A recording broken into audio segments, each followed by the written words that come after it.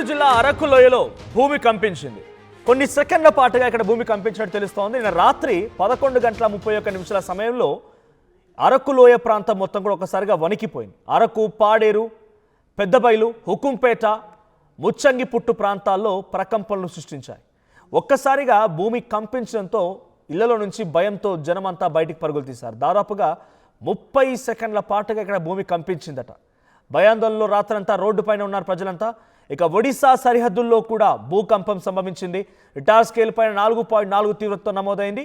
కోరాపుట్ జిల్లాలో ఈ భూమి కంపించినట్టు తెలుస్తోంది. అక్కడ భూకంప కేంద్రాన్ని కేవలం 5 కిలోమీటర్ల దూరంలోనే గుర్తించారు అధికారులు. సో కోరాపుట్ దగ్గర భూకంప కేంద్రం నమోదైంది. కోరాపుట్ దగ్గర ఉన్నటువంటి ఆ జిల్లాలో ఒడిశాలో 4.4 రిక్టర్ స్కేల్ పై నమోదవడంతో 5 కిలోమీటర్ దగ్గరే, అంటే ఇదొక అతిపెద్ద భూకంపంగా చూడాలి. బికాజ్ అక్కడ రిక్టర్ స్కేల్ పై నమోదైనటువంటి సంఖ్య కేవలం 4.4 కావచ్చు, కానీ భూకంప కేంద్రం నమోదైంది 5 కిలోమీటర్ లోతులో. అంటే చాలా సమీపంగా నమోదైనటువంటి ఈ భూకంపంతో ఒక్కసారిగా అక్కడ చాలా భారీగా ప్రకంపనలు రేకెత్తించాయి. ఇటు అరకులోయలో అరకులోయకు సంబంధించి ఫర్ ద ఫస్ట్ టైం అక్కడ భూమి కంపించిందట. సో అల్లూరు సీతారామరాజు జిల్లాకు సంబంధించినటువంటి అరకులోయ, పాడేరు, హుకుంపేట సహా పలు ప్రాంతాల్లో ప్రకంపనలు రేకాయి. సో అక్కడ ఇళ్లలో ఉన్నటువంటి సామాన్లు మొత్తం కూడా చెల్లాచెదురైపోయాయి. మునుపెన్నడూ కూడా ఈ ప్రాంతంలో కొండలోయ లాంటి ప్రాంతం, బహుశా మీలో చాలామంది కూడా అరకులోయ చూసే ఉంటారు. చాలా కొండలోయ లాంటి ప్రాంతం, ఎత్తైనటువంటి ప్రాంతం. దాదాపుగా భూమి నుంచి చాలా ఎత్తైనటువంటి కొన్ని వందల మీటర్ల ఎత్తులో ఉంటుంది ఆ ప్రాంతం అంతా కూడా. అక్కడ భూకంపం రావడం చాలా అరుదు. సో ఇప్పుడు వచ్చిందనంటే ఎంతటి స్థాయిలో తీవ్రత ఉంటుందో అర్థం చేసుకోండి. సో 11:31 సమయంలో అక్కడ 30 సెకండ్ల పాటుగా భూమి కంపించింది. 4.4 తీవ్రతతో నమోదైందట ఈ భూకంపం. మరోవైపు ఒడిశా సరిహద్దుల్లో కూడా. సో ఇప్పుడు ఈ భూ ప్రకంపనలతో కొంత అక్కడ జనమంతా కూడా భయప్రాంతాలకు గురవుతున్నారు. సో రాత్రంతా రోడ్లపైన ఉండిపోయారు. ఇల్లు ఉన్నటువంటి సామాన్ మొత్తం కూడా చెల్లాచెదరైపోయాయి. చిన్న అవన్నీ కొండ ప్రాంతాల్లో కట్టుకున్నటువంటి నిర్మాణాలు ఇల్లులు కాబట్టి అవన్నీ కూడా కొంతగా పగుళ్ళు ఇచ్చాయంట. చాలా పురాతనమైనటువంటి ఇల్లులు ఉంటాయి, అవన్నీ కూడా కొంతగా పగుళ్ళు ఇచ్చాయంట. సో ఇప్పుడు అరకులోయలో నమోదైనటువంటి ఈ భూకంపం కొంత ఆందోళనకు గురి చేస్తోంది. సో ప్రజలంతా భయపడిపోయి బయటికే పరుగులు పెట్టారు.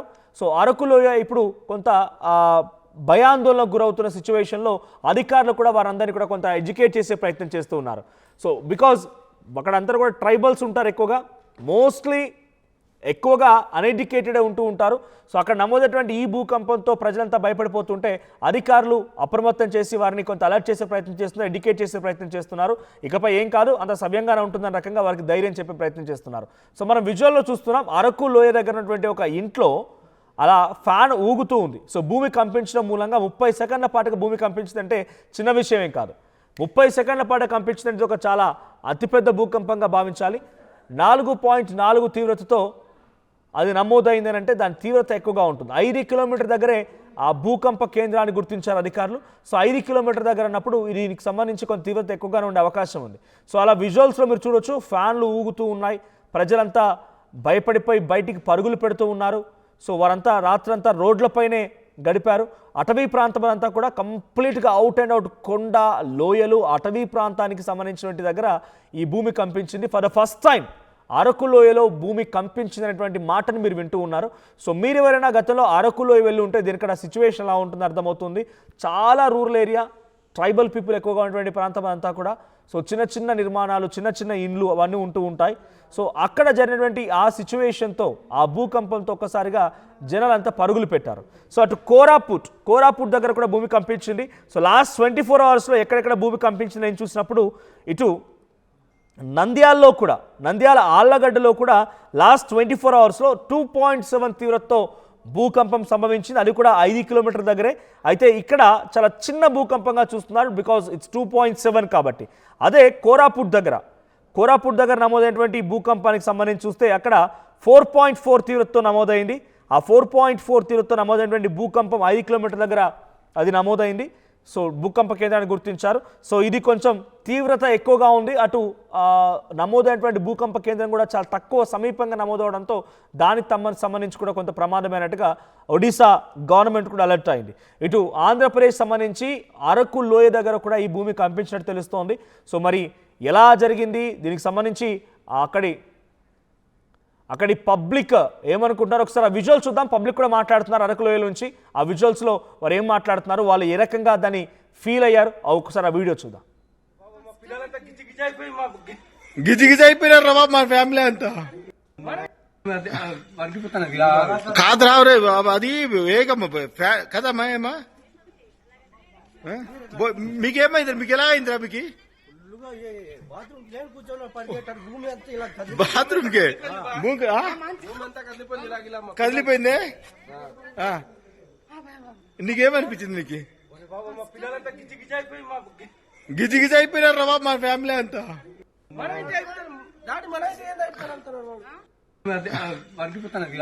కాదు రావురే బాబు, అది వేగమ్మ కదా ఏమా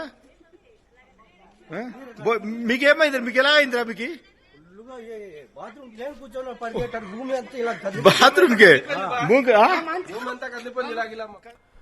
ఒక్కసారిగా భూమి అంతా కదిలిపోయింది. పడుకున్న వాళ్ళంతా బయటకు వచ్చామని చెప్పి వాళ్ళు మాట్లాడుతున్న మాటలు చూస్తున్నాం.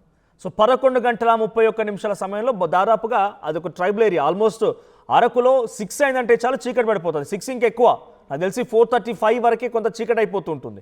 6 వరకు దాదాపుగా వాళ్ళు డిన్నర్ ఫినిష్ చేసి పడుకొని పోతారు. 7 కల్లా కంప్లీట్గా అంతా ఆ ప్రాంతం అంతా కంప్లీట్గా మనకు అర్ధరాత్రి ఏ రకంగా ఉంటుందో 7 కల్లా ఆ రకంగా మారిపోతుంది సిచ్యువేషన్ అక్కడ. సో అటువంటి ప్రాంతంలో వాళ్ళు ఆల్మోస్ట్ నిద్రలో ఉన్నారు. ఒక్కసారిగా భూమి వరకడంతో బయటకు వచ్చి ఒకరినొకరిలా పలకరించుకోవడం, వాళ్ళ మధ్య ఆ ఇంటరాక్షన్ జరుగుతున్న వీడియో మనం చూసాం. మా ప్రతినిధి రాజేష్ కూడా ఉన్నారు. రాజేష్, సో అరకు లోయలో నమోదైనటువంటి ఈ భూకంపానికి సంబంధించి అప్డేట్స్ ఏంటి? అధికారులు ఏం చెప్తున్నారు? అక్కడ చాలా వరకు సామాన్లంతా చెల్లాచెదురుగా పడిపోయి ఉన్నాయి. రాత్రంతా జనం భయపడిపోయి బయటే రోడ్లపైన కూర్చున్నట్టుగా తెలుస్తోంది. సో అరకు లోయలో జరిగినటువంటి ఈ భూకంపం నమోదు తీవ్రత పైన అధికారుల రియాక్షన్ ఏంటి? ఎస్మోనోజ్ అల్లూరు సీతారామరాజు జిల్లాకు సంబంధించిన అరకు లోయలో భూకంప ప్రకంపనలు అయితే అక్కడ ఉన్నటువంటి జలం గుండెల్లో ప్రకంపనలు రేపయ్యాయని చెప్పాలి. ఎందుకంటే అర్ధరాత్రి 11 గంటల 30 నిమిషాల ఆ సమయంలో భూమి కంపించినట్టయితే స్థానికులు అయితే చెప్తున్నారు. చూస్తే ఒక్కసారిగా భయభ్రాంతులకు గురై ఇక్కడ ఇళ్ల నుంచి బయటకు వచ్చినటువంటి పరిస్థితులు కూడా అక్కడ నెలకొన్నాయి. ప్రస్తుతం చూసుకుంటే అక్కడ చూడొచ్చు విజువల్స్ లో కూడా ఫ్యాన్లు కూడా అలానే ఊగుతూ ఉన్నాయి. అలాగే బయటకు వచ్చి ఎలా ఉంది ఏంటి అని ఒకరికొకరు కూడా సమర్థించుకుంటున్న పరిస్థితులు కూడా కనిపిస్తూ ఉన్నాయి. ముఖ్యంగా మనం చూసుకుంటే అరకు, పాడేరు, పెదబయలు, ఉప్పుపేట ప్రాంతాల్లో ఈ ప్రకంపనలు అయితే వచ్చినటువంటి పరిస్థితులు అయితే కనిపిస్తూ ఉన్నాయి. అదేవిధంగా ముఖ్యంగా ఒరిస్సా సరిహద్దుల్లో ఈ యొక్క భూకంపం అయితే వచ్చినట్టయితే అధికారులు కూడా గుర్తించిన పరిస్థితులు కనిపిస్తున్నాయి. రెక్టర్ స్కేల్ పైన 4.4 తీవ్రత కూడా నమోదైనటువంటి పరిస్థితి కూడా కనిపిస్తూ ఉన్నది. అదేవిధంగా కోరాపూట్ లో భూకంప కేంద్రం ఉన్నట్లుగా అధికారులు గుర్తించినట్టయితే వచ్చినటువంటి సమాచారం. ప్రస్తుతం చూసుకుంటే ఎవరు కూడా భయభ్రాంతులు చెందవసరం లేదంటూ కూడా అధికారులు కూడా ఒకవైపు అయితే చెప్పుకోసం నేపథ్యం కూడా కనిపిస్తున్నది. దాదాపుగా ఈ యొక్క భూకంప ప్రకంపనలు అనేవి 30 సెకండ్ల పాటు కంపించినట్టయితే మాత్రం తెలుస్తూ ఉన్నది. అయితే రెక్టర్ స్కేల్ మీద 4.4 నమోదు కావడంతో అంత ప్రమాదకరంగా అయితే లేనప్పటికీ అప్పటికే చూస్తూ ఉంటే చూడొచ్చు అక్కడ రేకుల షెడ్లు కావచ్చు, అక్కడ ఉన్నటువంటి చిన్న చిన్న పూరు గుడిసెలో ఉన్నటువంటి ప్రజలు కావచ్చు. ఎందుకంటే 11:30-12 ఆ ప్రాంతం అనేసరికి ఇంచుమించుగా టౌన్ లో కానీ పల్లెటూరులో కానీ కొంతవరకు కూడా పడుకునే పరిస్థితులు ఉంటాయి. ఈ నేటి కాలంలో ప్రజలు ఎవరు కూడా అంటే పడుకునే అంటే ఇంకా అప్పటికే పడుకునే టైం అది. ఆ టైంలోనే ఈ ప్రకంపనలు రావడంతో ఒక్కసారిగా బయటకు వచ్చి ఒకరికొకరు మీ ఇంట్లో భూకంపం వచ్చిందా, మీ ఇంట్లో భూకంపం, ఈ విధంగా అనమాట చూస్తూ ఉంటే ఒకరికొకరు సంభాషించుకునే పరిస్థితులు కనిపిస్తూ ఉన్నాయి. చూస్తూ ఉంటే అంతా కూడా భయభ్రాంతులకు కూడా గురైనటువంటి పరిస్థితి కనిపిస్తూ ఉన్నది. ఎందుకంటే గతంలో చూసాం ఒక ప్రకృతి విలయతాండం చేస్తే ఏ విధంగా ఉంటుందంటూ కూడా ఇప్పటికే మనం చూసాం. అక్కడ అదరగా జపాన్ లో కావచ్చు ఎప్పటికప్పుడు భూకంపాలు వస్తూ ఉంటాయి, చాలా మంది చనిపోయారని, భవనాలు కూలిపోయాయి. అటువంటి ప్రమాదం ఎక్కడెక్కడ నుంచి మనం ఎలా ఉంటామనే భయభ్రాంతులు కూడా గురవుతున్న పరిస్థితులు కనిపిస్తూ ఉన్నాయి. దాదాపుగా చూస్తూ ఉంటే రెక్టర్ స్కేల్ మీద ఎప్పుడైతే 4.4 నమోదైన కారణంగా అంటే దాని యొక్క తీవ్రత కూడా తగ్గింది. తీవ్రత తగ్గడంతో అంతా కూడా ఒక విధంగా చెప్పాలంటే అక్కడ ఉన్నటువంటి ప్రజలంతా కూడా ఊపిరి పీల్చుకున్నారనే చెప్పాలి. ఎందుకంటే ఇటువంటి ప్రమాదం కనుక జరిగితే ఎవరు కూడా ఊహించినటువంటి నష్టం కూడా జరుగుతూ ఉంటుంది. ముఖ్యంగా అరకు ప్రాంతం అంతా కూడా పర్యాటక పరంగా వెళ్ళని గుడిగా ఉంటుంది. ఇదే సమయంలో ఇప్పుడు ఇంకా వేసవి కాలం వచ్చేసింది అంటే అదంతా కూడా అంతా కూల్ గా ఉంటుంది. అక్కడికి వెళ్ళి వేసవి విడిదిగా కూడా చాలా మంది అక్కడే వచ్చి పర్యాటకులు కూడా ఉంటున్న నేపథ్యం కూడా కనిపిస్తూ ఉండేది. ఇటువంటి సమయంలో జరిగితే ఏం చేయాలో తోచినటువంటి పరిస్థితులు కూడా కనిపిస్తూ ఉంటాయి అంటూ కూడా బయటకు వచ్చి వాళ్ళు మాట్లాడుకుంటున్న పరిస్థితులు కూడా కనిపిస్తూ ఉన్నాయి. ఏదేమటికైనా సరే ప్రస్తుతం చూసుకుంటే అంతా కూడా ఆ పరిస్థితులు అంతా కూడా సుగమమైన పరిస్థితి కనిపిస్తూ ఉన్నది. అయితే ఆంధ్ర ఒరిస్సా ప్రాంతంలో ఈ భూకంప ప్రకంపనలు రావడంతో ఒకసారి భయభ్రాంతులకు గురైన పరిస్థితి కనిపిస్తుంది మధు. ప్రస్తుతానికి అయితే ఇక్కడంతా పరిస్థితులు అంతా కూడా సజావుగా కొనసాగుతున్న పరిస్థితి కనిపిస్తుంది. ఎటువంటి ఆందోళన కానీ ఇబ్బందులు కూడా లేనటువంటి పరిస్థితి కనిపిస్తూ ఉంది. అంటే దీనిపైన అధికారులు కూడా ఏం చెప్తారో కూడా చూడాల్సిన పరిస్థితి కనిపిస్తుంది. ఎందుకంటే టెక్టాన్ ప్లేట్లు ఏవైతే భూమిలో ఉంటాయి, ఇక్కడ కదలికల వల్ల ఇటువంటి జరుగుతూ ఉంటాయి, అడ్జస్ట్మెంట్ జరుగుతూ ఉంటుంది. ఇటువంటి సమయంలో ఈ విధంగా జరుగుతూ ఉంటుంది అని చెప్తూ ఉంటారు. అదేవిధంగా ముఖ్యంగా చూసుకుంటే కొన్ని ప్రాంతాల్లో ఉన్నటువంటి అగ్నిపర్వతాలు కూడా విస్ఫోటనం చెందిన తర్వాత కూడా లోపల ఉన్నటువంటి ఆ లార్వా అంతా కూడా బయటకు వచ్చిన తర్వాత దాని నుంచి వచ్చేటువంటి అడ్జస్ట్మెంట్ కారణంగా ఇటువంటి జరుగుతుంటే కూడా అధికారులు కూడా చెప్పుకోవాల్సిన నేపథ్యం కూడా కనిపిస్తూ ఉంటుంది. దీనిపైన అధికారులు ఇంకేం చెప్తారు వేచి చూడవలసి ఉన్నది ప్రజెంట్ మనోజ్.